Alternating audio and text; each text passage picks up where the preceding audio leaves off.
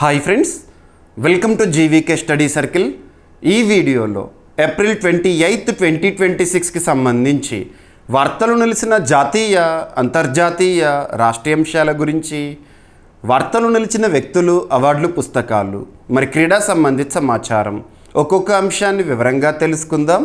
అంతకంటే ముందుగా నిన్నటి డైలీ కరెంట్ అఫైర్స్ వీడియోలో అడిగిన ప్రశ్నకి వివరణతో కూడిన సమాధానాన్ని చూద్దాము. సో క్వశ్చన్ వచ్చేసి నీతి ఆయోగ్కి సంబంధించిన ఒక నియామకం పైన అడగడం జరిగింది. ఆల్రెడీ మన డైలీ కరెంట్ అఫైర్స్ వీడియోలో డిస్కస్ చేసిన టాపిక్నే ప్రశ్నగా ఇచ్చాను. ప్రశ్నని మరొకసారి చూడండి. నీతి ఆయోగ్ నూతన ఉపాధ్యక్షుడిగా, నూతన వైస్ చైర్పర్సన్గా ఎవరు నియమితులయ్యారు? తను ఏ రాష్ట్రానికి చెందినవారు? ఇక్కడ అబ్జర్వ్ చేస్తే డైరెక్ట్ పర్సన్ పేరు గుర్తుంచుకోండి. అశోక్ కుమార్ లాహిరి గారు. అశోక్ కుమార్ లాహిరి గారు ఇటీవల నీతి ఆయోగ్ నూతన వైస్ చైర్పర్సన్గా, నూతన ఉపాధ్యక్షునిగా నియమితులవడం వల్ల వార్తలు ఉన్నారు. మరి తను ఏ రాష్ట్రానికి చెందినవారు అంటే వెస్ట్ బెంగాల్, పశ్చిమ బెంగాల్. సో వెస్ట్ బెంగాల్ రాష్ట్రానికి చెందిన అర్థశాస్త్రంలో ప్రావీణ్యం ఉన్న ఒక వ్యక్తిని, అశోక్ కుమార్ లాహిరి గారిని నీతి ఆయోగ్ నూతన వైస్ చైర్పర్సన్గా కేంద్ర ప్రభుత్వం ఏప్రిల్ 2026లో నియమించడం జరిగింది. ఇక పోటీ పరీక్షల్లో నీతి ఆయోగ్ పైన మనం తప్పనిసరిగా ప్రశ్నలను ఎక్స్పెక్ట్ చేసి తీరాల్సిందే. నీతి ఆయోగ్కి సంబంధించిన నియామకాలపైన కానివ్వండి, ఉదాహరణకు తెలిస్తే 2026 మార్చి నెలలో నీతి ఆయోగ్ నూతన CEO నియామకం గురించి మనం చూసాము. 2026 ఏప్రిల్ నెలలో నీతి ఆయోగ్ వైస్ చైర్పర్సన్ నియామకం గురించి చూసాము. అండ్ నీతి ఆయోగ్ వారు విడుదల చేసే నివేదికలపైన కూడా పోటీ పరీక్షల్లో రెగ్యులర్గా క్వశ్చన్స్ అడుగుతున్నారు. ఉదాహరణకి జనవరి 2026లో మనం వార్తల్లో చూసిన ఎక్స్పోర్ట్ ప్రిపేర్డ్నెస్ ఇండెక్స్ అని చెప్పేసి ఇటువంటివి. ఓకేనా? ఇకపోతే నీతి ఆయోగ్కి సంబంధించిన కొన్ని basic points. NITI Aayog national institution for transforming India. నీతి ఆయోగ్ అనేది ఎప్పుడు స్థాపన జరిగింది, ఎప్పుడు ఏర్పాటైంది అంటే జనవరి 1, 2015 రోజున, 2015 జనవరి 1వ తేదీన నీతి ఆయోగ్ ఏర్పాటుని మనం చూసాము. అప్పటి వరకు పనిచేసిన ప్రణాళికా సంఘం స్థానంలో, ప్లానింగ్ కమిషన్ స్థానంలో నీతి ఆయోగ్ అమల్లోకి వచ్చింది. సో ప్రణాళికా సంఘాన్ని భర్తీ చేసేసింది. మరి నీతి ఆయోగ్ అనేది రాజ్యాంగబద్ధ సంస్థ కాదు, చట్టబద్ధ సంస్థ కూడా కాదు, చట్టబద్ధం కూడా కాదు. మరి నీతి ఆయోగ్ ఏర్పాటు ఎలా జరిగింది అంటే క్యాబినెట్ రిజల్యూషన్, కేంద్ర క్యాబినెట్ రిజల్యూషన్ ఆధారంగా ఏర్పాటై పనిచేస్తున్న ఒక అడ్వైజరీ బాడీ, సలహా సంఘం మాత్రమే, అడ్వైజరీ బాడీ. ఇక మీరు పోటీ పరీక్షల్లో ప్రశ్నపత్రంలో కొన్ని పదాలను గనక అబ్జర్వ్ చేసినట్లయితే డైరెక్ట్ ఆన్సర్ నీతి ఆయోగ్. ఏంటా పదాలు అంటే కోఆపరేటివ్ ఫెడరలిజం, కోఆపరేటివ్ ఫెడరలిజం అనే పదం కనిపించింది అనుకోండి, నీతి ఆయోగ్. థింక్ ట్యాంక్ అనే పదం కనిపించింది అనుకోండి, నీతి ఆయోగ్. ఇటువంటి పదాలు కొన్ని ఉంటాయి. కొన్ని పదాలు వినగానే మనకు పలానా సంస్థ కానీ పలానా వ్యక్తులు కానీ గుర్తుకు రావాలి. ఓకేనా? రైట్. ఇక నీతి ఆయోగ్కి ఎక్స్ అఫిషియో చైర్పర్సన్గా, నీతి ఆయోగ్కి అధ్యక్షులుగా ఎవరు బాధ్యతలు నిర్వర్తిస్తారంటే ప్రధానమంత్రి గారు. సో ప్రధానమంత్రి గారు, prime minister of India is ex officio chairperson of నీతి ఆయోగ్, అధికార రీత్యా లేదా పదవి రీత్యా. ఆ తర్వాత స్థానంలో పనిచేసేవారే వైస్ చైర్పర్సన్, ఉపాధ్యక్షులు. రీసెంట్గా ఏప్రిల్ 2026లో నూతనంగా మనం వార్తల్లో చూసాము అశోక్ కుమార్ లాహిరి గారు. ఎవరి స్థానంలో వచ్చారు? తను సుమన్ కే బెరీ గారి స్థానంలో, సుమన్ బెరీ గారి స్థానంలో అశోక్ కుమార్ లాహిరి గారు బాధ్యతలు స్వీకరించారు. ఇక నీతి ఆయోగ్కి సిఇఓగా మార్చ్ 2026లో బాధ్యతలు స్వీకరించిన ఒక మహిళ నిధి చిబ్బర్. ఎవరి స్థానంలో వచ్చారు? తను బివిఆర్ సుబ్రహ్మణ్యం గారి స్థానంలో వచ్చారు. ఓకేనా? నీతి ఆయోగ్కి మొట్టమొదటి వైస్ చైర్పర్సన్, నీతి ఆయోగ్కి మొట్టమొదటి వైస్ చైర్పర్సన్ 2015లో మనం ఎవరిని చూసాము? అరవింద్ పనగరియా గారు ప్రస్తుతం 16వ ఆర్థిక సంఘానికి చైర్పర్సన్గా ఉన్నారు. గుర్తుపెట్టుకోండి. నీతి ఆయోగ్కి మొట్టమొదటి CEO చరిత్రలో ఎవరంటే సింధుశ్రీ కుల్లర్ గారు. కొన్ని ఇంపార్టెన్స్ ఉన్న టాపిక్స్ని చూసేటప్పుడు బేసిక్స్ కూడా మళ్ళీ ఒకసారి రివిజన్ చేయండి. ఓకేనా? ఎనఫ్. ఇక స్క్రిప్ట్ మీకు నేను ఏదైతే ఎక్స్ప్లెనేషన్ ఇస్తానో అదంతా కూడా స్క్రిప్ట్ రూపంలో ప్రొవైడ్ చేయడం జరుగుతుంది. So NITI Aayog national institution for transforming India నూతన ఉపాధ్యక్షునిగా అశోక్ కుమార్ లాహిరి గారు నియామకం కేంద్ర ప్రభుత్వంచే. ప్రముఖ ఆర్థికవేత్త ఫేమస్ ఎకనామిస్ట్ అశోక్ కుమార్ లాహిరి గారిని నీతి ఆయోగ్ ఉపాధ్యక్షునిగా కేంద్ర ప్రభుత్వం నియమించింది. అండ్ ఇంకొక పర్సన్ నీతి ఆయోగ్లో సభ్యులు ఉంటారు కదా, ఈ నియామకం అప్పుడే ఆ పర్సన్ గురించి కూడా మనం చూసాము. నీతి ఆయోగ్లో ఒక సభ్యుడిగా గోవర్ధన్ దాస్ తను కూడా వెస్ట్ బెంగాల్ రాష్ట్రానికి చెందిన వారే. తనని సభ్యునిగా నియమించడం జరిగింది కేంద్ర ప్రభుత్వము. ఓకేనా? ఇక అశోక్ కుమార్ లాహిరి గారు గతంలో భారత ప్రభుత్వ ముఖ్య ఆర్థిక సలహాదారుగా పనిచేశారు. Chief economic adviser to Indian government. Chief economic అడ్వైజర్గా ప్రస్తుతం ఎవరు విధులు నిర్వర్తిస్తున్నారు? అనంత నాగేశ్వరన్ గారు.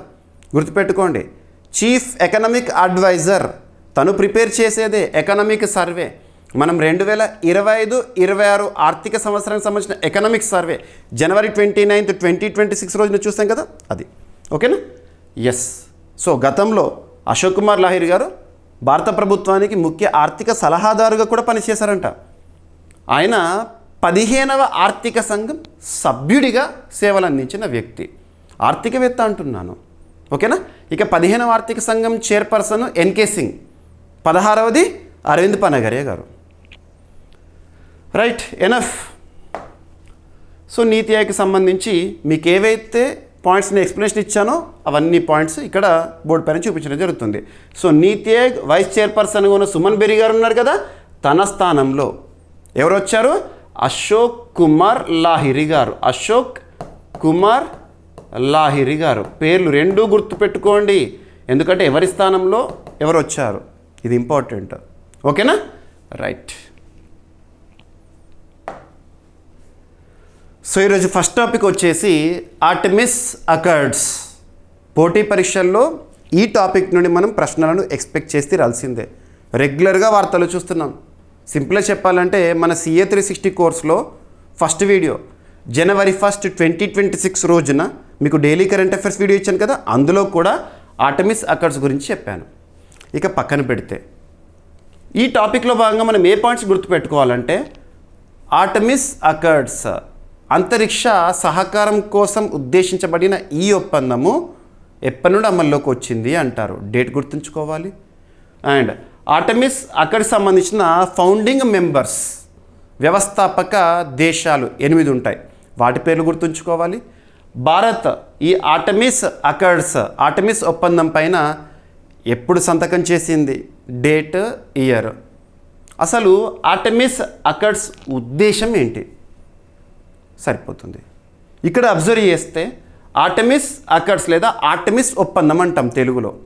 ఇందులో సంతకం చేసిన, ఈ ఒప్పందంపై సంతకం చేసిన దేశాలను సిగ్నేటరీస్ అంటారు. ఈ ఒప్పందంపై సంతకం చేసిన దేశాలు ఏవైతే ఉంటాయో వాటి మధ్య అంతరిక్ష సహకారము ఏర్పాటు చేయడమే ఈ ఒప్పందం యొక్క ఉద్దేశం. ఆర్టెమిస్ అకార్డ్స్ అనేది దేనికి సంబంధించింది? అంతరిక్ష రంగానికి సంబంధించింది. అంతరిక్ష రంగంలో సహకారం కోసం ఉద్దేశించబడింది. సింగిల్ లైన్లో enough. United for peaceful exploration of deep space. ఓకేనా? ఇకపోతే ఆర్టెమిస్ అకార్డ్స్, ఈ అకార్డ్స్ లేదా ఈ ఒప్పందం యొక్క ఉద్దేశం అనేది ఏ స్పేస్ ఏజెన్సీ నుండి వచ్చింది, అసలు ఎవరు ప్రతిపాదించారు అంటే నాసా. మన ఇండియాకి ఇస్రో ఎలాగో, జపాన్కి జక్సా ఎలాగో, రష్యాకి రాస్కాస్మోస్ ఎలాగో, అమెరికాకి నాసా అలాగా. అంటే అమెరికాకి సంబంధించి అంతరిక్ష పరిశోధనలు చేసే అత్యున్నత సంస్థ NASA, national aeronautics and space administration. 1958 ఇయర్లో స్థాపన, వాషింగ్టన్ DC కేంద్రంగా పనిచేస్తుంది. సో నాసా ప్రతిపాదన మేరకి 8 ఫౌండింగ్ మెంబర్స్, 8 దేశాల యొక్క స్పేస్ ఏజెన్సీస్ ఉంటాయి కదా, ఒక్కొక్క దేశానికి ఒక్కొక్క స్పేస్ ఏజెన్సీ ఉంటుంది కదా, వాళ్ళు ఒప్పందంపై సంతకం చేశారు. మొదట్లో 8. ఇప్పుడు ఆ సంఖ్య 63కు చేరింది. అదే ఇక్కడ కరెంట్ అఫైర్స్. సో ఇక్కడ అబ్జర్వ్ చేస్తే 63వ సభ్యదేశంగా ఆర్టెమిస్ అకర్డ్స్ పైన సంతకం చేసిన 63వ సభ్యదేశం ఏది? ఏప్రిల్ 2026 అంటారు. డేట్ అడగరు. ఏప్రిల్ 2026లో ఆర్టెమిస్ అకర్డ్స్ పైన సంతకం చేసిన 63వ సిగ్నేటరీ లేదా 63వ సభ్యదేశం ఏది అంటే జోర్డాన్. జోర్డాన్ గుర్తుపెట్టుకోండి. ఓకేనా? మరి ఆర్టెమిస్ అకర్డ్స్ పైన భారత్ ఎప్పుడు సంతకం చేసిందంటే 2023. ఇకపోతే ఆర్టెమిస్ అకర్డ్స్ ఉద్దేశం ఏంటి? United for peaceful exploration of deep space. అంతరిక్ష రంగంలో ఈ సభ్యదేశాల మధ్య సహకారాన్ని, పారదర్శకతని, స్పేస్ ఎక్స్ప్లోరేషన్ విషయంలో మరింత పెంచడమే ఈ ఒప్పందం యొక్క ఉద్దేశము. ఎనఫ్.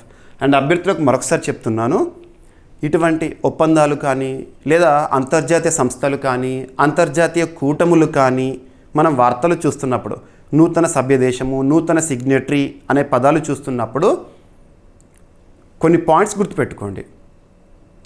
ఆ సంస్థ లేదా ఆ కూటమి లేదా ఆ ఒప్పందం ఏ సంవత్సరంలో అమల్లోకి వచ్చింది, ఇటువంటివి చూడాలి. అండ్ ఇంకొకటి ఏంటంటే, ఎలాగో ఒక టాపిక్ నేర్చుకుంటున్నాం.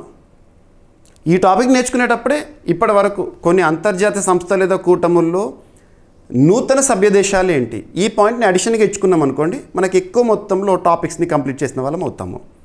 ఎందుకంటే పోటీ పరీక్షల్లో ప్రశ్నలు ఎలా అడుగుతున్నారు, చాలా కాంటెంపరీగా మనం చూస్తున్నాము.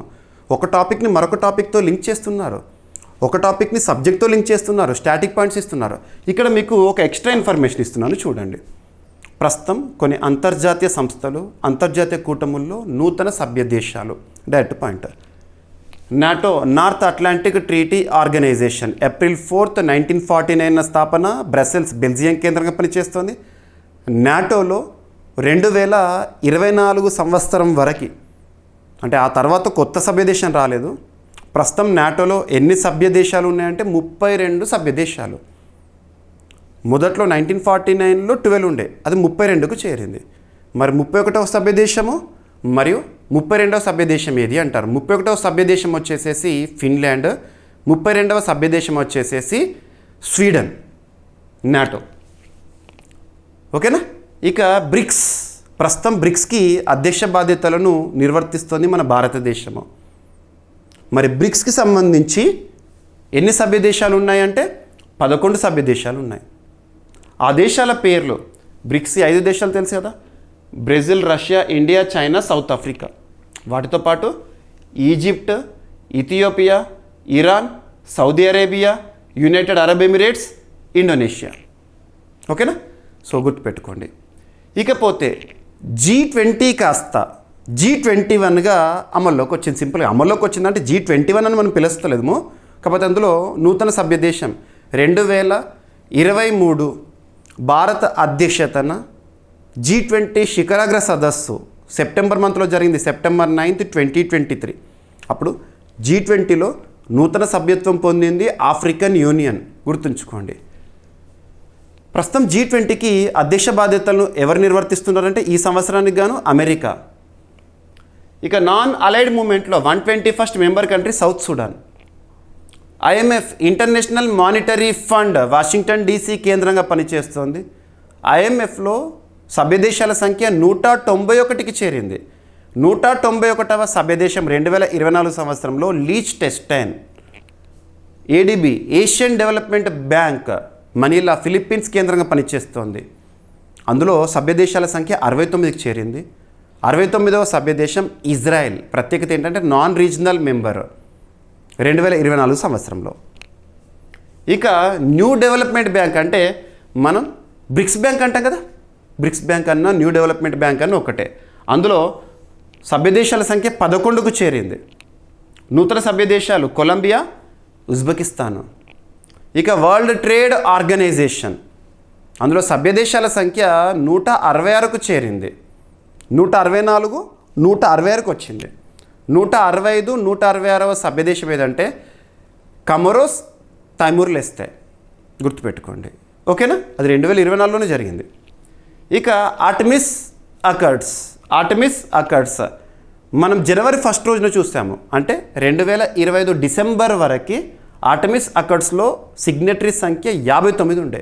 అది కాస్త ప్రస్తుతం 63కు చేరింది. 63వ సభ్యదేశం జోర్డాన్. మరి 60వ సభ్యదేశం పోర్చుగల్, 61 ఏమో ఒమన్, 62 లాత్వియా. ఓకేనా. ఇక లాత్వియా ఏదైనా ఒక దేశం పేరు వినగానే మీకు కొన్ని పాయింట్స్ గుర్తుకు రావాలి కరెంట్ అఫైర్స్లో భాగంగా. లాత్వియా యొక్క ప్రత్యేకత ఏంటంటే ప్రస్తుతం ఐక్యరాజ్య సమితి భద్రతా మండలిలో యునైటెడ్ నేషన్స్ సెక్యూరిటీ కౌన్సిల్లో తాత్కాలిక సభ్య దేశాలు ఉంటాయి కదా. జనవరి 1, 2026 నుంచి తాత్కాలిక సభ్యత్వాన్ని స్వీకరించిన 5 దేశాల్లో లాత్వియా ఉంది. లాత్వియా ప్రత్యేకత భద్రతా మండలిలో మొట్టమొదటిసారి సభ్యత్వాన్ని స్వీకరించింది, మొట్టమొదటిసారి. ఓకేనా. ఇక ఆర్టెమిస్ ఒప్పందం గురించి చూద్దాము. జోర్డాన్ పౌర అంతరిక్ష పరిశోధనల కోసం రూపొందించిన ఆర్టెమిస్ ఒప్పందంపై సంతకం చేసింది. ఈ ఒప్పందాన్ని నాసా, అమెరికాకు సంబంధించిన స్పేస్ ఏజెన్సీ నాసా 2020లో రూపొందించింది. అక్టోబర్ 13, 2020. లక్ష్యం చంద్రుడు మరియు ఇతర అంతరిక్ష ప్రాంతాల్లో శాంతియుత, పారదర్శక మరియు సహకార అన్వేషణను ప్రోత్సహించడం కోసము.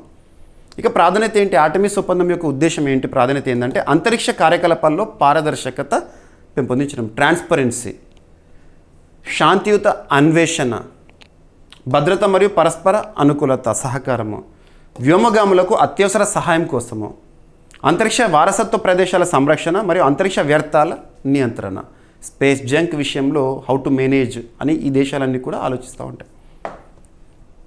ఇక ఆర్టెమిస్ ఒప్పందం అక్టోబర్ 13, 2020 అన్నాను కదా. ఫౌండింగ్ మెంబర్స్ ఎన్ని?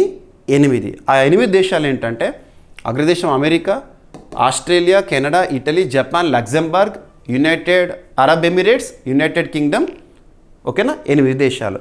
ఆ దేశాలకు సంబంధించిన నేషనల్ స్పేస్ ఏజెన్సీస్ ఒప్పందంపై సంతకం చేసినాయి. ఫౌండింగ్ మెంబర్స్ అని చెప్పొచ్చు 8 దేశాలను. ఇక భారత్ జూన్ 21, 2023లో ఆర్టెమిస్ ఒప్పందం పైన సంతకం చేసింది. ఓకేనా. సో మరి ఆర్టెమిస్ ఒప్పందం పైన ఏదైనా ఒక దేశం సంతకం చేసింది అంటే ఖచ్చితంగా ఆ ఒప్పందంలో ఉన్న నిబంధనలను ఫాలో కావాల్సిందేనా, బైండింగా నాన్ బైండింగ్ అని అడుగుతారు. అవసరం లేదు, నాన్ బైండింగ్, తప్పనిసరిగా పాటించాలని ఏం లేదు. ఓకేనా. సో స్వచ్ఛంద మార్గదర్శకాలు అవి అంతర్జాతీయ అంతరిక్ష చట్టాలకు అనుబంధంగా పనిచేస్తుంది. ఓకేనా. సో ఆర్టెమిస్ కార్యక్రమం అనేది నాసా ఆధ్వర్యంలో నిర్వహణ, చంద్రుడిపై మానవులను తిరిగి పంపడం లక్ష్యం. భవిష్యత్తులో మార్స్ మిషన్లకు పునాది. ఏం లేదు, స్పేస్ సంబంధించి, డీప్ స్పేస్కి సంబంధించి. గతంలో ఔటర్ స్పేస్ ట్రీటీ అనేది ఉండే 1967. ఆ సమయంలో మనం చూసాము ఔటర్ స్పేస్ ట్రీటీ. ఓకేనా. సో స్పేస్ విషయంలో సహకారం కోసం దాన్ని భర్తీ చేసింది ఈ ఆర్టెమిస్ అకార్డ్స్ అని చెప్పవచ్చు. అంతరిక్షాన్ని శాంతియుత ప్రయోజనాలకే వినియోగించాలని నిర్దేశిస్తుంది. ఓకేనా.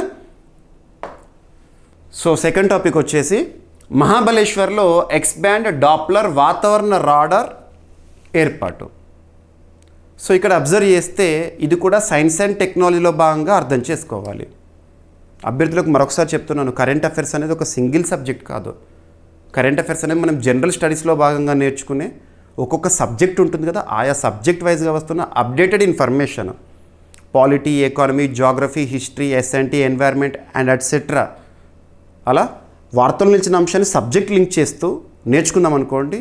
ఇదే స్ట్రాటజీతో కొనసాగించామనుకోండి, కరెంట్ అఫైర్స్ కోణంలో 100% సాధించడంతో పాటు జనరల్ స్టడీస్లో కూడా మ్యాక్సిమం స్కోర్ చేయగలుగుతాము. ఇక రీసెంట్గా మహారాష్ట్ర రాష్ట్రంలోని మహాబలేశ్వర్లో మినిస్ట్రీ ఆఫ్ ఎర్త్ సైన్సెస్ పరిధిలో మిషన్ మౌసం ప్రాజెక్ట్లో భాగంగా ఎక్స్బ్యాండ్ డాప్లర్ వాతావరణ రాడార్ని ఏర్పాటు చేయడం జరిగింది. ఉద్దేశం ఏంటంటే వర్షపాతం మరియు మేఘాల కదలికల పర్యవేక్షణను ఇది ఖచ్చితంగా తెలియజేస్తుంది, సింపుల్గా మెరుగుపరుస్తుంది. ఇక్కడ మిషన్ మౌసం అంటున్నాను. మిషన్ మౌసం ప్రాజెక్టులో భాగంగా వాతావరణ అంచనాల్లో ఖచ్చితత్వాన్ని పెంపొందించడం కోసం మిషన్ మౌసం అనే ఒక ప్రాజెక్ట్ని మనం అమల్లోకి తీసుకొచ్చాము. అందుకోసం ప్రత్యేకంగా 2 ఏళ్ల కాలానికి 2,000 కోట్ల రూపాయలను కేంద్ర ప్రభుత్వం కేటాయించింది. మినిస్ట్రీ ఆఫ్ ఎర్త్ సైన్సెస్ పరిధిలో పనిచేస్తున్న 3 సంస్థలు మిషన్ మౌసంకి సంబంధించి కీలకంగా పాత్రని నిర్వర్తిస్తున్నాయి. ఆ 3 సంస్థలు మిషన్ మౌసంకి సంబంధించి ఒకటి ఇండియా మెట్రలాజికల్ డిపార్ట్మెంట్, అది న్యూఢిల్లీలో ఉంది. Next India Institute of Tropical Meteorology, ఇది పూణేలో ఉంది. National Centre for Medium Range Weather Forecasting, ఇది నోయిడాలో ఉంది. ఈ 3 సంస్థలు మినిస్ట్రీ ఆఫ్ ఎర్త్ సైన్సెస్ పరిధిలో పనిచేస్తున్నాయి. వారే మిషన్ మౌసం ప్రాజెక్ట్ని అమలు చేస్తున్నారు. మిషన్ మౌసం అనే ప్రాజెక్ట్కి కేంద్ర క్యాబినెట్ సెప్టెంబర్ 11, 2024 రోజున ఆమోదం తెలిపింది. ఆ మిషన్ మౌసం ప్రాజెక్ట్లో భాగంగా ఇప్పుడు ఒక వాతావరణ రాడార్ అనేది ఏర్పాటు చేయడం జరిగింది. ఓకేనా, ఎక్స్ బ్యాండ్ డాప్లర్ వాతావరణ రాడార్ ఏర్పాటు. ఎవరు ఏర్పాటు చేశారు?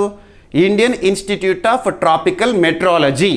Indian Institute of Tropical Meteorology mission Mausam కింద మహారాష్ట్రలోని మహాబలేశ్వర్లో ఎక్స్ బ్యాండ్ డాప్లర్ వాతావరణ రాడార్ని ఏర్పాటు చేసింది. ఉద్దేశం ఏంటి? ఈ రాడార్ వర్షపాతం మరియు మేఘాల కదలికల పర్యవేక్షణను మెరుగుపరుస్తుంది. పర్యవేక్షణను మెరుగుపరచడం కోసము, అబ్జర్వ్ చేయడానికి, ఇంకా క్లీన్గా అబ్జర్వ్ చేయడానికి సింపుల్గా డాప్లర్ వాతావరణ రాడార్ డాప్లర్ ప్రభావాన్ని ఉపయోగించి వాతావరణంలోని కణాల వేగం మరియు స్థానాన్ని కొలుస్తుంది. రేడియో తరంగాలను విడుదల చేస్తుంది. వర్షపు చుక్కల నుంచి ప్రతిబింబిత సంకేతాలను తిరిగి వస్తాయి. సంకేతం తిరిగి వచ్చే సమయంతో దూరం మరియు తీవ్రత అంచనా వేస్తారు. అభ్యర్థులకు మరొకసారి చెప్తున్నాను, ఈ ప్రొసీజర్ మొత్తం కూడా ఎగ్జామినేషన్లో ఇంపార్టెంట్ కాదు. మనకి ఎగ్జామినేషన్లో ఈ 2 పాయింట్స్ మాత్రమే ఇంపార్టెంట్. వీటి నుండే ప్రశ్న అడిగే అవకాశం ఉంటుంది. మరి వీటన్నిటి గురించి కూడా నేను ఎందుకు ఇస్తున్నానంటే మరింత క్లారిటీ రావాలి. చాలామంది ఆస్పిరెంట్స్ ఒక టాపిక్ని పోటీ పరీక్షల కోణంలో గుర్తుపెట్టుకోవాలంటే దానికి సంబంధించి కొంత డీప్ రీడింగ్ అనేది చేస్తారు. అందుకోసం నేను ప్రతి టాపిక్ని చాలా డెప్త్గా ఎక్స్ప్లెనేషన్ ఇస్తున్నాను. ఓకేనా, right. So X band radar చిన్న తరంగ దైర్ఘ్యంలో పనిచేస్తుంది. స్థానిక వాతావరణ ఘటనలపై అధిక స్పష్టత గల సమాచారాన్ని అందిస్తుంది. పర్వత మరియు తీర ప్రాంతాల్లో ఉపయోగకరం. మరి ఈ కేంద్రం యొక్క లక్ష్యం ఏంటి? వాతావరణ అంచనాల ఖచ్చితత్వం మరింత పెంపొందించడము, వరదలు మరియు తీవ్ర వాతావరణ ఘటనల నిర్వహణలో సహాయం అందించడం కోసము. రైట్. సో మనం టాపిక్లో భాగంగా ఏదైనా ఒక సంస్థ గురించి చూస్తున్నప్పుడు ఆ సంస్థకు సంబంధించిన బేసిక్ పాయింట్స్ అన్నీ కూడా చూస్తున్నాం. Indian Institute of tropical meteorology, ఇది మినిస్ట్రీ ఆఫ్ ఎర్త్ సైన్సెస్ పరిధిలో పనిచేస్తోంది. 1962 ఇయర్లో స్థాపన, పూణే మహారాష్ట్ర కేంద్రంగా పనిచేస్తోంది. ఓకేనా, రైట్, ఎనఫ్. సో డాప్లర్ ప్రభావము, మనం ఫిజిక్స్లో భాగంగా డాప్లర్ ఎఫెక్ట్ అంటే ఏంటి నేర్చుకుని ఉన్నాము. సో తరంగాల మూలం లేదా పరిశీలకుడు కదిలినప్పుడు తరంగాల ఆవృత్తిలో మార్పే డాప్లర్ ఎఫెక్ట్. ఓకేనా, రైట్. మహారాష్ట్రకి సంబంధించిన బేసిక్ పాయింట్స్. మహారాష్ట్ర రాజధాని వచ్చేసి ముంబై. ముఖ్యమంత్రిగా దేవేంద్ర ఫడ్నవీస్ గారు విధులు నిర్వర్తిస్తున్నారు. అక్కడ ఎన్డీఏ అధికారంలో ఉంది. గవర్నర్గా జిష్ణుదేవ్ వర్మ గారు. మహారాష్ట్ర అంతకుముందు గతంలో బాంబే అనేది ఉండే. బాంబే నుండి గుజరాత్ రాష్ట్రం 1960లో ఏర్పాటైన తర్వాత ఆ మిగిలిపోయిన బాంబే స్టేట్ ఉంటుందో దాన్ని మహారాష్ట్ర అనే పేరుతో నామకరణం చేశారు. ఇక నెక్స్ట్ వైబ్రెంట్ విలేజెస్ ప్రోగ్రామ్ సరిహద్దు గ్రామాల అభివృద్ధి కోసం ఉద్దేశించబడింది. వైబ్రెంట్ విలేజెస్ ప్రోగ్రామ్ అనేది ఏ మంత్రిత్వ శాఖ పరిధిలో అమలవుతుంది అంటే మినిస్ట్రీ ఆఫ్ హోమ్ అఫైర్స్. మనం వైబ్రెంట్ విలేజెస్ ప్రోగ్రామ్ గురించి చాలాసార్లు డిస్కస్ చేసాం. రీసెంట్గా కూడా లాస్ట్ 1 మంత్లోనే అస్సాం రాష్ట్రంలో వైబ్రెంట్ విలేజెస్ ప్రోగ్రామ్ సెకండ్ ఎడిషన్ని ప్రారంభించారని చెప్పేసి కూడా మనం చూసాము. కామన్గా మన భారతదేశము, ఇండియా ఇస్ పెనిన్సులా, భారతదేశానికి 3 వైపులో కూడా సముద్రమే సరిహద్దుగా ఉంది. ఇక మిగతా సరిహద్దు ప్రాంతం ఏదైతే ఉంటుందో ల్యాండ్ బౌండరీ అనేది ఉంది కదా, దాదాపు 7 దేశాలతో సరిహద్దును పంచుకుంటుంది భారతదేశము. అలా సరిహద్దు గ్రామాలు ఏవైతే ఉంటాయో, మన భారతదేశంలోని గ్రామాలు, సరిహద్దు ప్రాంతంలో ఉన్న గ్రామాలు ఏవైతే ఉంటాయో ఆ గ్రామాలను అభివృద్ధి చేయడం కోసము ఉద్దేశించబడిందే vibrant villages programme. Vibrant villages ప్రోగ్రామ్ని మొదటిసారి ఏప్రిల్ 10, 2023 రోజున అమల్లోకి తీసుకొచ్చారు మినిస్ట్రీ ఆఫ్ హోమ్ అఫైర్స్ పరిధిలో. ఇక రీసెంట్గా వైబ్రెంట్ విలేజెస్ సెకండ్ ఎడిషన్ ఫిబ్రవరి 20th, 2026 రోజున అమల్లోకి తీసుకొచ్చారు. ఓకేనా. ఇక ఇప్పుడు అప్డేట్ ఏంటి, ఈరోజు మీరు వార్తాపత్రికలో చూసుంటారు. వైబ్రెంట్ విలేజెస్ ప్రోగ్రామ్ 2లో కతువా సరిహద్దు గ్రామాల చేర్పు. కతువా అనేది ఒక డిస్టిక్. ఎక్కడ ఉంది? జమ్మూ కాశ్మీర్లో ఉంది. జమ్మూ కాశ్మీర్ అనేది ఒకప్పుడు రాష్ట్రము. ఆఫ్టర్ రీపీలింగ్ ఆర్టికల్ 370 జమ్మూ కాశ్మీర్ అనేది 2 కేంద్రపాలిత ప్రాంతాలుగా విభజన జరిగింది. జమ్మూ కాశ్మీర్ రీఆర్గనైజేషన్ అనేది అక్టోబర్ 31, 2019 రోజున అమల్లోకి వచ్చింది. జమ్మూ కాశ్మీర్ ప్రస్తుతం కేంద్రపాలిత ప్రాంతం, అసెంబ్లీతో కూడిన కేంద్రపాలిత ప్రాంతం. జమ్మూ కాశ్మీర్లోని కథువా డిస్టిక్లో 6 గ్రామాలను ఈ వైబ్రెంట్ విలేజెస్ ప్రోగ్రాంలో చేర్చారు. దానికి సంబంధించిన అప్డేటే ఇప్పుడు మనం చూస్తున్నాం. అందుకే వైబ్రెంట్ విలేజెస్ ప్రోగ్రామ్ అంటే ఏంటో ఇక్కడ డిస్కస్ చేయాల్సిన ఆవశ్యకత ఏర్పడింది. కేంద్ర ప్రభుత్వం జమ్మూ మరియు కాశ్మీర్లోని కథువా జిల్లాకు చెందిన 6 సరిహద్దు గ్రామాలను వైబ్రెంట్ విలేజెస్ ప్రోగ్రామ్ 2లో చేర్చింది. లక్ష్యం వ్యూహాత్మక ప్రాధాన్యం గల సరిహద్దు ప్రాంతాల్లో మౌలిక సదుపాయాల అభివృద్ధి మరియు సంక్షేమ పథకాల సంపూర్ణ అమలు కోసము.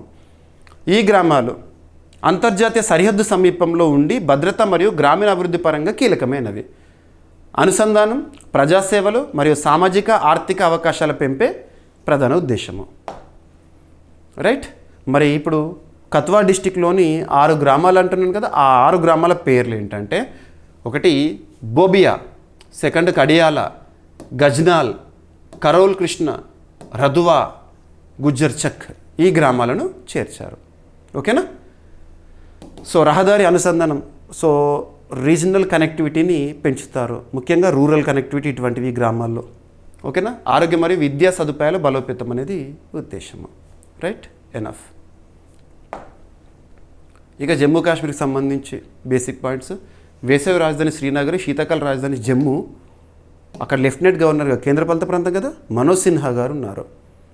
అసెంబ్లీ ఉంది, అసెంబ్లీకి కూడా ఎన్నికలు జరిగినాయి గతంలో. ప్రస్తుతం ఒమర్ అబ్దుల్లా గారు జమ్మూ కాశ్మీర్ సీఎంగా ఉన్నారు. ఓకేనా. రైట్. ఇక నెక్స్ట్ అంతర్జాతీయ స్థాయిలో వార్తల్లో చూస్తున్న నివేదికలు ఏవైతే ఉంటాయో, ఇండిసెస్ సూచీలు ఏవైతే ఉంటాయో వాటిపైన పోటీ పరీక్షలో మనం ప్రశ్నలను ఎక్స్పెక్ట్ చేసి తీరాల్సిందే. ఇక్కడ అబ్జర్వ్ చేస్తే రీసెంట్గా ILO, ఇంటర్నేషనల్ లేబర్ ఆర్గనైజేషన్, అంతర్జాతీయ కార్మిక సంస్థ, ILO ఎప్పుడు ఏర్పాటైంది? 1919 ఇయర్లో ఏర్పాటైంది. జెనీవా, స్విట్జర్లాండ్ కేంద్రంగా పనిచేస్తోంది.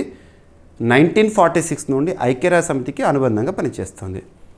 అంతర్జాతీయ స్థాయిలో కార్మిక చట్టాలకి సంబంధించిన సూచనలు చేయడం కానివ్వండి, ప్రపంచ దేశాలకు కార్మిక సంస్కరణలకు సంబంధించి కానివ్వండి, ఇటువంటివి చెప్తూ ఉంటుంది. అటువంటి ILO రీసెంట్గా ఒక రిపోర్ట్ని రిలీజ్ చేశారు. ఆ రిపోర్ట్ మొత్తం చదవండి అని నేను చెప్పట్లేదు. పోటీ పరీక్షల కొన్ని ఇంపార్టెంట్ పాయింట్స్ ఉన్నాయి, వాటిని చూడండి. ఎనఫ్, నేను చెప్తాను అవి. ఓకేనా. సో అంతర్జాతీయ కార్మిక సంస్థ రీసెంట్గా రిపోర్ట్ రిలీజ్ చేసింది. ఉద్యోగ సంబంధిత ఒత్తిడితో ఏటా 8.4 లక్షల మరణాలు సంభవిస్తున్నాయి అంట ప్రపంచంలో. ఓకేనా. Work pressure. సో అంతర్జాతీయ కార్మిక సంస్థ నివేదిక ప్రకారం ఉద్యోగ సంబంధిత ఒత్తిడి కారణంగా ప్రపంచవ్యాప్తంగా ఏటా సుమారు 8.40 లక్షల మంది మరణిస్తున్నారు ప్రపంచవ్యాప్తంగా. దీర్ఘకాల పని గంటలు, లాంగ్ వర్కింగ్ అవర్స్, ఉద్యోగ భద్రత లేకపోవడము, అధిక డిమాండ్లు మరియు పనిస్థల వేధింపులు ప్రధాన కారణాలు అంట ఈ మరణాలకు కారణాలు. ఈ ఒత్తిడి గుండెపోటు, మానసిక రుగ్మతలు మరియు కొన్ని సందర్భాల్లో ఆత్మహత్యలకు దారితీస్తుంది. ఉద్యోగ సంబంధిత మానసిక సమస్యల వల్ల అనారోగ్యం, వైకల్యం మరియు అకాల మరణాలు సంభవిస్తున్నాయని ILO చెప్పింది. ప్రపంచవ్యాప్తంగా ఏటా సుమారు 4.5 కోట్ల పని సంవత్సరాలు వృధా అవుతున్నాయి. ఆర్థిక నష్టం ప్రపంచ GDPలో 1.37% ఉందని అంచనా వేసింది. ఆధునిక కార్యకలాపాల్లో మానసిక, సామాజిక పరమైన ప్రమాదాలు ప్రధాన సవాళ్ళు అంట. ఓకేనా. రైట్. ఇంటర్నేషనల్ లేబర్ ఆర్గనైజేషన్ 1919 ఇయర్లో స్థాపన, జెనీవా, స్విట్జర్లాండ్ కేంద్రంగా పనిచేస్తోంది. ఒక ప్రస్తుతం ILO డైరెక్టర్ జనరల్గా గిల్బర్ట్ F. హాంగ్బో గారు విధులు నిర్వర్తిస్తున్నారు. ఒక టాపిక్లో భాగంగా ఏదైనా ఒక అంతర్జాతీయ సంస్థ గురించి వస్తే ఆ సంస్థకి సంబంధించిన బేసిక్ పాయింట్స్ అన్నీ కూడా కంప్లీట్ చేయాలి. ఆ సంస్థకి కీలక బాధ్యతలు నిర్వర్తిస్తున్న వ్యక్తి ఎవరు, ఇటువంటివి కూడా పోటీ పరీక్షలు అడుగుతారు. మనం కరెంట్ అఫైర్స్, GK అన్నీ కంప్లీట్ చేసుకుంటున్నాం ఒకటే క్లాస్ ద్వారా. ఓకేనా. రైట్. ఎనఫ్. ఇక వృత్తిపరమైన భద్రత మరియు ఆరోగ్యం కోసం ప్రతి సంవత్సరం ఏప్రిల్ 28న world day for safety and health at వర్క్ని నిర్వహిస్తూ ఉంటారు ILO పరిధిలో ఈరోజు. ఓకేనా. రైట్. ఇక నెక్స్ట్ ఇంకొక సూచి వార్తల్లోకి వచ్చింది, ఇండెక్స్. కోర్స్ సూచి అన్న, రిపోర్ట్ అన్న ఆల్మోస్ట్ అందులో చూసే పాయింట్స్ సేమ్గా ఉంటాయి. కొన్నేమో ర్యాంకింగ్స్ ఉంటాయి, కొన్నేమో ఓన్లీ గణాంకాలు ఉంటాయి. ఇక్కడ rankings. So climate risk index 2026 అనేది రీసెంట్గా న్యూస్లో ఉంది. ఏదైనా ఒక సూచి గురించి లేదా నివేదిక గురించి చూస్తున్నప్పుడు పోటీ పరీక్షల కోణంలో ఏ పాయింట్స్ చూడాలంటే ఆ సూచి లేదా నివేదికను విడుదల చేసిన సంస్థ పేరేంటి, ఆ సంస్థ యొక్క ప్రధాన కేంద్రం ఎక్కడ, ప్రధాన కేంద్రం, మరియు ఆ రిపోర్ట్లో లేదా ఆ సూచీలో ర్యాంకింగ్స్ ఏమైనా ఉంటే ర్యాంకింగ్స్ చూడండి. ఇండియా ఏ పొజిషన్లో ఉంది, ఆ సూచీ లేదా రిపోర్ట్లో టాప్ 3లో ఉన్న దేశాలు గుర్తుంచుకోండి. దేనికి సంబంధించింది ఇక్కడ అబ్జర్వ్ చేస్తే క్లైమేట్ రిస్క్ ఇండెక్స్ 2026 రీసెంట్గా రిలీజ్ అయింది. ఎవరు రిలీజ్ చేశారంటే జర్మన్ వాచ్ అనే ఒక సంస్థ రిలీజ్ చేసింది. జర్మన్ వాచ్ అనే సంస్థ రిలీజ్ చేసింది. ఈ సంస్థ యొక్క ప్రధాన కేంద్రం వచ్చేసి బాన్ ఎక్కడ, జర్మనీ కేంద్రంగా పనిచేస్తుంది. ఓకేనా. ఇక్కడ అబ్జర్వ్ చేస్తే ఈ క్లైమేట్ రిస్క్ ఇండెక్స్ 2026లో భారత్ 9వ స్థానంలో ఉందంట. మరి టాప్ 3లో లేదా most affected top 3 countries climate risk ఉన్న దేశాలు ఏవట అంటే ఒకటి డొమినికా రిపబ్లిక్ ఫస్ట్ పొజిషన్లో ఉంది, సెకండ్ మయన్మార్, మూడోది వచ్చేసేసి హోండురస్. ప్రకృతి వైపరీత్యాల్లో తీవ్ర ప్రభావిత దేశాల్లో 9వ స్థానంలో ఉంది భారత్. అంటే ఇక్కడ అత్యధికంగా ఉంటాయి ఈ 3 దేశాల్లో. సో జర్మన్ వాచ్ విడుదల చేసిన క్లైమేట్ రిస్క్ ఇండెక్స్ 2026 ప్రకారము 1995-2024 మధ్య ప్రపంచవ్యాప్తంగా 9700 ప్రకృతి వైపరీత్యాలు సంభవించినాయంట. ఈ కాలంలో సుమారు 8,32,000 మంది ప్రాణాలు కోల్పోయారు. ఈ కాలంలో గత 3 దశాబ్దాల్లో తీవ్రంగా ప్రభావితమైన దేశాల జాబితాలో భారత్ 9వ స్థానంలో ఉంది. ప్రకృతి వైపరీత్యాల ప్రభావాన్ని ఆధారంగా దేశాలు 2 వర్గాలుగా విభజించారు. పునరావృత ప్రకృతి వైపరీత్యాలు ఎదుర్కొంటున్న దేశాల జాబితాలో భారత్ చేర్చబడింది. 1995-2024 మధ్య భారత్లో 430కి పైగా ప్రకృతి వైపరీత్యాలు నమోదైనాయి. వాతావరణ మార్పు కారణంగా వైపరీత్యాల తీవ్రత మరియు సాంద్రత పెరుగుతున్నదని నివేదిక చెప్పింది. ఓకేనా, right. Climate risk index German watch సంస్థ వార్షిక నివేదిక వాతావరణ సంబంధిత వైపరీత్యాల మానవ మరియు ఆర్థిక నష్టాల విశ్లేషణ అనేది ఇందులో సంపూర్ణంగా ఉంటుంది. రైట్. జర్మన్ వాచ్ 1991 ఇయర్లో సంస్థ స్థాపన, ప్రధాన కార్యాలయం బాన్, జర్మనీ. ఓకేనా, రైట్. ఇక నెక్స్ట్ వచ్చేసేసి సాఫ్, సౌత్ ఏషియన్ ఫుట్బాల్ ఫెడరేషన్. సాఫ్ 2026 మహిళల ఫుట్బాల్ ఛాంపియన్షిప్కి భారత్ ఆతిథ్యం ఇవ్వబోతోంది. గోవాలో జరగబోతోంది. అండ్ అభ్యర్థులు మరొకసారి చెప్తున్నాను, కరెంట్ అఫైర్స్ అంటే ఏదో లాస్ట్ 6 monthsలోనో లేదా లాస్ట్ 1 yearలోనో ముగిసినవి అని మాత్రమే కాదు, రానున్న రోజుల్లో జరగబోయేవి అఫీషియల్గా డిక్లేర్ అయినాయి అంటే ఖచ్చితంగా ఆ టాపిక్స్ని కూడా మనం చూడాల్సింది. అఫీషియల్ షెడ్యూల్ వచ్చింది అంటే. ఇక భారత ఆతిథ్యం క్రీడలకు సంబంధించి తరచు మనం చూస్తున్నాం. 2030 సంవత్సరంలో కామన్వెల్త్ సెంటినరీ గేమ్స్ని భారత్ నిర్వహించబోతోంది. ఇక్కడ అహ్మదాబాద్, గుజరాత్లో. 2036 సంవత్సరంలో అన్నీ అనుకూలిస్తే విశ్వ క్రీడల్ని కూడా నిర్వహించే అవకాశం ఉంది. భారత్ బిడ్ దాఖలు చేసింది. ఇక 2038 సంవత్సరంలో ఆసియా క్రీడలను నిర్వహించడానికి కూడా భారత్ రీసెంట్గా తన ఇంట్రెస్ట్ని వ్యక్తపరిచింది, బిడ్ దాఖలు చేసింది. ఇటువంటి చూడండి. ఓకేనా. ఇక 2026 సాఫ్, సౌత్ ఏషియన్ ఫుట్బాల్ ఫెడరేషన్ మహిళల ఫుట్బాల్ ఛాంపియన్షిప్కి భారత్ ఆతిథ్యం ఇస్తుందంట. గోవాలో జరగబోతుందంట నెక్స్ట్ మంత్. 2026 మే 24 నుంచి జూన్ 7 వరకు జరుగుతుంది. ఓకేనా. సో గోవాలోని మార్గావలో ఉన్న పండిట్ జవహర్లాల్ నెహ్రూ స్టేడియం ఆతిథ్యం ఇస్తుందంట.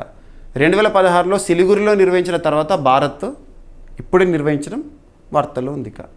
ఓకేనా. గోవా 1999లో పురుషుల సాఫ్ టోర్నమెంట్కి ఆతిథ్యం ఇచ్చింది గతంలో. ఇక టోర్నమెంట్ వివరాలు. దక్షిణాసియాలో ప్రముఖ మహిళల ఫుట్బాల్ పోటీ ఇది. మొదటిసారి 2010 సంవత్సరంలో నిర్వహించారు. సాధారణంగా ప్రతి 2 సంవత్సరాలకు ఒకసారి జరుగుతుంది ఇది. 2024లో నేపాల్లో నిర్వహించబడగా బంగ్లాదేశ్ విజేతగా నిలిచింది లాస్ట్ టైం. ఓకేనా. ఏదైనా ఒక టోర్నమెంట్ జరగబోతోంది అంటే డిఫెండింగ్ ఛాంపియన్ ఎవరో కూడా మనం చూడాలి. ఓకేనా. భారత్ పార్టిసిపేట్ చేస్తే మొత్తం 6 జట్లు. గ్రూప్ ఏలో నేపాల్, శ్రీలంక, భూటాన్ ఉంది. గ్రూప్ బిలో భారత్ ఉంది. ఓకేనా. ఇక south Asian football federation. So ముఖ్యంగా సౌత్ ఏషియా ప్రాంతంలో ఫుట్బాల్ క్రీడను నిర్వహిస్తుంది, నియంత్రిస్తుంది. 1997లో స్థాపన, ప్రధాన కార్యాలయం ఢాకా, బంగ్లాదేశ్. ఇక ఈరోజు ప్రశ్న, ఇటీవల department of Animal husbandry and daring విడుదల చేసిన గణాంకాల ప్రకారము భారతదేశంలో గుడ్ల ఉత్పత్తి, తలసరి వినియోగం ఏ విధంగా ఉంది? ఆ గణాంకాలన్నీ చెప్పాను. గుడ్ల ఉత్పత్తి విషయంలో టాప్ స్టేట్స్ ఏంటి, తలసరి గుడ్ల వినియోగం విషయంలో టాప్ స్టేట్స్ ఏంటి, జాతీయ స్థాయిలో సగటు ఏ విధంగా ఉంది, ఇవన్నీ పాయింట్స్ మీకు చెప్పాను. ఓకేనా? ఇక ఈరోజు టాపిక్స్ని క్విక్ రివిజన్ చేస్తే, నిన్నటి డైలీ కరెంట్ అఫైర్స్ వీడియోలో అడిగిన ప్రశ్నకి కంప్లీట్ ఎక్స్ప్లెనేషన్ ఇచ్చాను. అండ్ ఆర్టెమిస్ అకార్డ్స్ దీనిపైన సంతకం చేసిన దేశం జోర్డాన్. ఆర్టెమిస్ అకార్డ్స్లో సిగ్నేటరీస్ సంఖ్య ఎంతకు చేరిందన్నాను? 63కు చేరింది. ఇక మహాబలేశ్వర్ అంటే మహారాష్ట్రలో ఎక్స్బ్యాండ్ డాప్లర్ వాతావరణ రాడార్ ఏర్పాటు మినిస్ట్రీ ఆఫ్ ఎర్త్ సైన్సెస్ పరిధిలో మిషన్ మౌసం ప్రాజెక్టులో భాగంగా. అండ్ వైబ్రెంట్ విలేజెస్ ప్రోగ్రామ్ 2లో కత్వా డిస్టిక్లోని సరిహద్దు గ్రామాలను చేర్చడానికి లేదా ఎంపిక అనేది న్యూస్లో ఉంది, మినిస్ట్రీ ఆఫ్ హోమ్ అఫైర్స్ పరిధిలో. అంతర్జాతీయ కార్మిక సంస్థ ఇంటర్నేషనల్ లేబర్ ఆర్గనైజేషన్ వారు విడుదల చేసిన నివేదిక ఏం చెప్తుంది? ఉద్యోగ సంబంధిత ఒత్తిడితో ఏటా 8.4 లక్షల మరణాలు సంభవిస్తున్నాయట ప్రపంచంలో. క్లైమేట్ రిస్క్ ఇండెక్స్ 2026 ప్రకృతి వైపరీత్యాల్లో తీవ్ర ప్రభావిత దేశాల్లో భారత్ 9వ స్థానంలో ఉంది. టాప్ పొజిషన్లోనే దేశాలు ఏంటి? ప్రపంచ టాప్ 100 అత్యంత వేడి నగరాల్లో 95 భారత్లోనే ఉన్నాయని AQI నివేదిక. జెండర్ ఇంక్లూజన్ మరియు నైపుణ్యాభివృద్ధిపై భారత తొలి యునెస్కో చైర్ ప్రారంభం రీసెంట్గా పూణేలో. ఓకేనా? అండ్ సైబోర్గ్ బాటనీ రీసెంట్గా న్యూస్లో ఉంది. ఈ సైబోర్గ్ బాటనీ అనేది ఒక కొత్త రంగం, ట్రెండింగ్ టాపిక్. ఇది రీసెంట్గా చాలా ఎడిటోరియల్స్ మనం చూసాము. సైబోర్గ్ బాటనీ అనేది ఏంటంటే బయాలజీ, ఇంజనీరింగ్, మెటీరియల్ సైన్సెస్ ఈ సబ్జెక్ట్స్ యొక్క కలయిక. అండ్ ఇటీవల వార్తలు ఇచ్చిన సైనోబ్యాక్టీరియా న్యూస్లో ఉంది. సో రాజస్థాన్ రాష్ట్రంలో శాస్త్రవేత్తలు గుర్తించారు. పుష్కర్మేమా కురాజే. సైనోబ్యాక్టీరియా అంటే ఏంటి? సో ఫోటోసింథసిస్ చేసుకోగలిగిన బ్యాక్టీరియా. నెక్స్ట్ కిసాన్ మిత్ర చెడి ప్రత్యేకత. ఇటీవల దీనికి ఒక ప్రత్యేకత ఎందుకు వార్తలు మనం చూస్తున్నాము? ఎవరు అభివృద్ధి చేశారు, ఎవరు ఆవిష్కరించారు? అండ్ భారత్ న్యూజిలాండ్ స్వేచ్ఛా వాణిజ్య ఒప్పందం సంతకం 27th ఏప్రిల్ 2026 నిన్నటి రోజున జరిగింది. అండ్ దిగ్గజ ఫోటో జర్నలిస్ట్ రఘురాయ్ గారు కన్నుమూశారు. తన యొక్క ప్రత్యేకత ఏంటి? ఏ ప్రాంతానికి చెందినవారు? And international shooting sports federation junior shooting world కప్లో పథకాల పట్టికలో భారత్ అగ్రస్థానంలో ఉంది.